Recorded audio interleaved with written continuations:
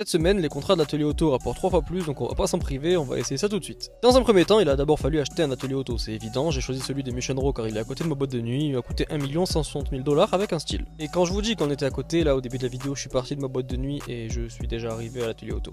Bon, franchement, ça va simplifier les choses. Une cinématique d'introduction comme à chaque début de business et on est parti pour une mission de préparation, c'est surtout une mission de test. Vu que c'est la première fois que je faisais la mission, je suis arrivé un petit peu tranquillou quoi, je suis arrivé, je me suis dit bon ça passe, mais non pas du tout en fait. Donc je suis revenu un petit peu plus armé, un petit peu plus agressif, j'ai récupéré la voiture et maintenant il fallait juste se barrer.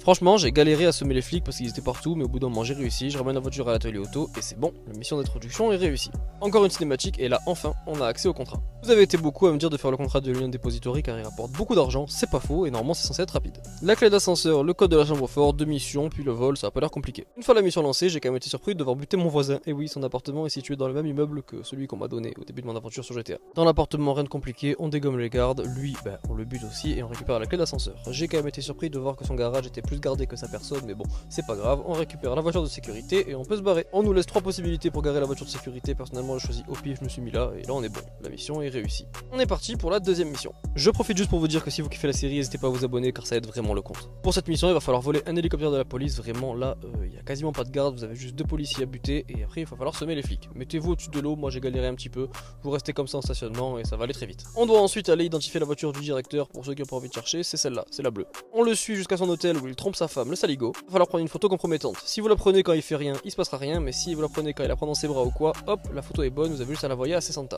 C'est bon, mission réussie. On peut passer à la plus grosse partie de la mission, c'est le braquage, donc bon, c'est parti. Première étape, ça va être de garer la voiture de l'atelier auto sur le parking et récupérer la voiture de sécurité. Vous allez faire juste quelques mètres, vous allez garer la voiture au niveau de l'Union Depository et vous êtes bon. Bonjour monsieur, on montre le badge, on descend de l'ascenseur et on peut aller ouvrir le coffre-fort. C'est quand même un peu facile. Je pense que personne ne lui a parlé du poids de l'or en fait, de mettre autant de lingots d'or dans un sac à dos, je ne comprends pas le principe, mais ok. Vous avez juste à sortir, buter les gardes et vous avez terminé. Absolument faux, ça s'est pas passé comme ça, personnellement je suis mort des dizaines de fois, et oui j'abuse pas, des dizaines de fois parce que j'ai pas voulu ravaler ma fierté en allant acheter des encas, recommencer la mission avec le bon set d'armes parce que j'avais un set d'armes tout pourri. Au bout d'une heure, j'ai pris sur moi, j'ai récupéré un bon set d'armes, des encas et c'est bon, on peut sortir de l'Union Depository.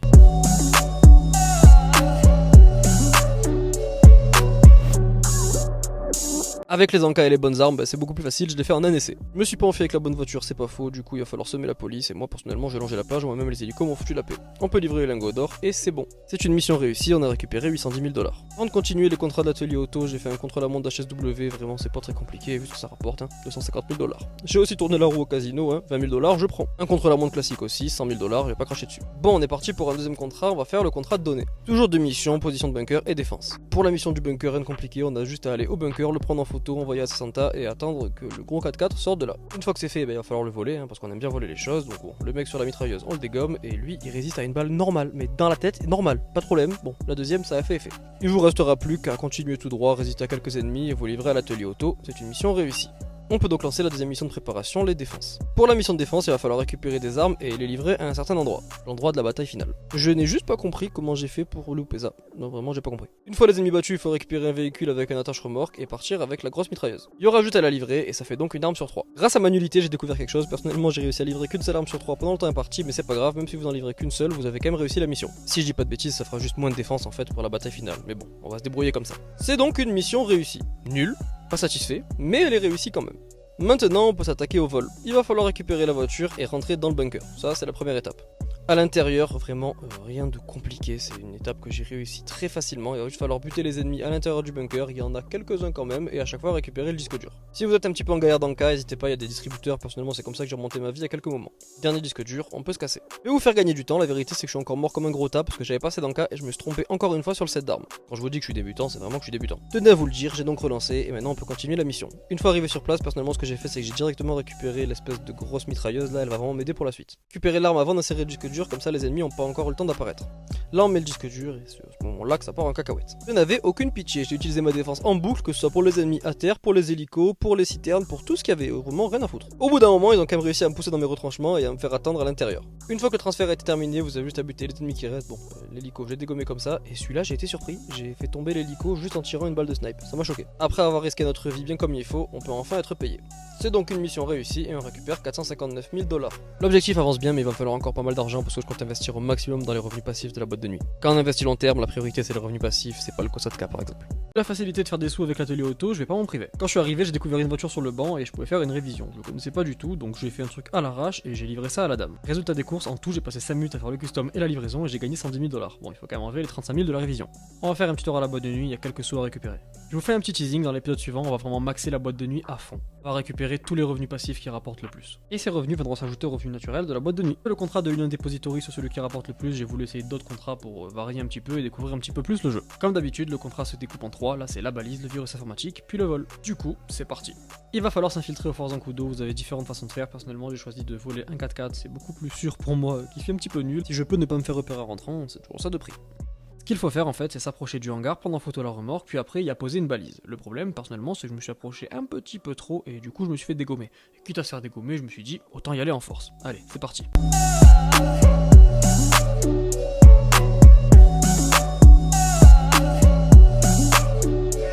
Et est-ce que pour s'échapper de Force en coup d'eau, on peut faire mieux que de s'échapper en avion de chasse? Je crois pas, c'est une mission qui est réussie. J'étais vraiment persuadé que mon atterrissage allait bien se passer. J'avais oublié le palmier. Deuxième mission, le virus informatique. Dans un premier temps, ce qu'il faut faire, c'est trouver le pirate informatique dans une zone donnée. C'est pas très compliqué, on nous envoie une photo, il n'y a plus qu'à le trouver, personnellement, il était juste ici. Ensuite, il faut le suivre, c'est très chiant, et il va falloir s'infiltrer chez lui pour lui voler l'espèce de clé USB avec le virus à l'intérieur. J'ai fouillé, je trouvais pas, je me suis dit, imaginez c'est un geek un peu débile et il a laissé la clé USB sur la table de nuit, et c'est exactement ce qui s'est passé. Elle était là. On ramène la clé à Sessanta, et c'est bon, c'est une mission réussie. On va passer à la partie la plus intéressante, il s'agit du vol. Donc, c'est parti. Ce qu'il va falloir faire, c'est trouver un camion blindé qui est en train de rouler et bien escorté et le détruire, tout simplement. Déjà que j'étais à la traîne, que j'arrivais pas à le trouver, je me suis pris ça dans la gueule. Ça m'a fait perdre encore plus de temps, je vous avoue que j'étais un petit peu dégoûté. Je me suis rendu compte assez rapidement que je n'avais pas du tout le bon set d'armes, mais ça je pouvais pas le savoir avant vu que j'ai jamais fait la mission. Les bombes collantes sont beaucoup plus intéressantes dans ce genre de situation où il faut détruire un camion qui roule. Je me suis pas pris la tête, j'ai relancé. Le truc le plus simple que j'ai trouvé à faire personnellement, c'est de détruire en premier l'hélicoptère parce qu'il est vraiment relou à vous tirer dessus. Une fois que c'est fait, se rapprocher du camion et lui coller les 5 bombes collantes. Franchement, il tire quand même très bien notre personnage. Ensuite, il restera juste à tout faire péter et on voit quand même que ça lui fait pas mal de dégâts. Peut-être que vous avez trouvé une meilleure solution, mais moi, à part lui tirer dessus jusqu'à ce que sa vie elle tombe, j'ai pas trouvé mieux.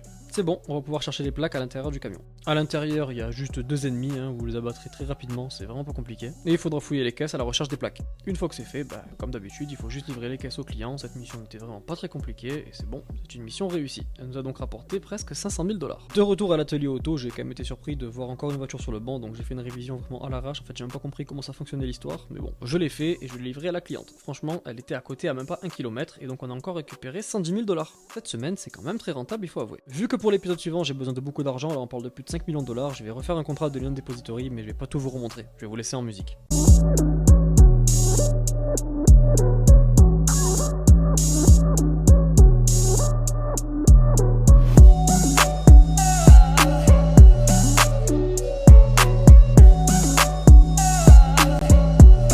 Et c'est quand même 810 000 $ de récupérer. De retour à la boîte de nuit, j'ai vu que j'avais un de mes stocks qui était à fond, donc je suis allé le revendre, 37 000 $, je vais pas cracher dessus. Ça m'a pris encore une fois 5 minutes, c'était pas compliqué. Je suis allé au casino pour essayer d'avoir un petit peu d'argent ou la voiture de la semaine, ce que je n'ai jamais eu, j'ai eu que des RP, c'était pourri. Et chose que j'avais totalement sorti de ma tête, c'était les missions de Dax. Les missions de Dax, on peut les faire une fois toutes les 48 minutes, et après ça va faire un bon revenu passif avec le labo d'acide, donc au plus tôt on s'y prend, au plus tôt on aura les revenus passifs. Du coup on va en faire une, il en restera 9 à faire, faut pas que j'oublie de les lancer. Pour cette mission, dans un premier temps, il va falloir voler un camion Go Postal, pourquoi pas. Une fois que c'est fait, on va aller l'améliorer pour lui mettre une bombe télécommandée dessus. On va se rendre gentiment dans un repère des Lost, on va klaxonner, ils vont nous ouvrir la porte gentiment et on va poser le camion juste à côté d'une citerne.